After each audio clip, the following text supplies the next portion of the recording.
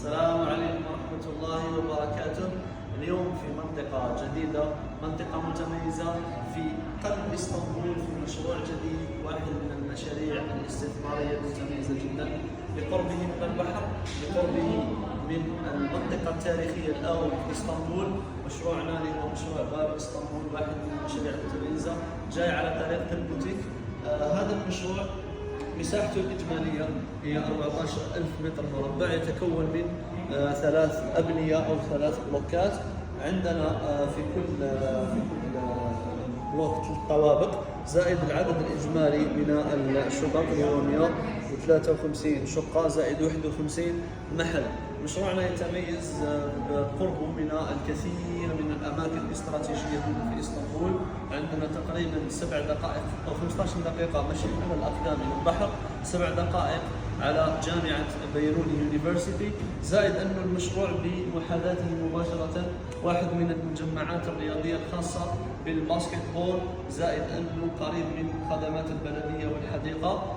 هذا المشروع إن شاء الله سيسلم في سنة 2025 الشهر الخامس، يعني ماي 2025 سيتم تسليم هذا المشروع.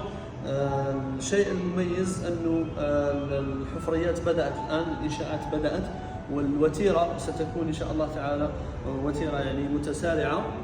فالمشروع صالح للاستثمار، زائد أنه يصلح لمن يريد السكن في قلب اسطنبول، في قلبها النابض. الناس الذين لا يحبون السكن في أطراف اسطنبول المترامية، هذا واحد من المشاريع التي ننصح بها، وإن شاء الله تعالى راح نشوفوا المكان المحيط بهذا المشروع. الأورنيك دايري ليست موجودة، ولكن الشيء المميز أن شركة الإنشاءات هنا تقدم يعني شقق بتشطيبات عالية جدا، وهذا الشيء مضمون بإذن الله تعالى. راح نخليكم إن شاء الله تشوفوا المنطقة المحيطة، ومن لديه أي اهتمام يتواصل معنا، نحن في الخدمة إن شاء الله. السلام عليكم. السلام عليكم. هذا مشروعنا من الخارج، وهذا صورة القسطنطينية. مشروعنا باب اسطنبول، هذه هي الحفريات بدأوا فيها، إن شاء الله التسليم سيكون بعد 2 سنين.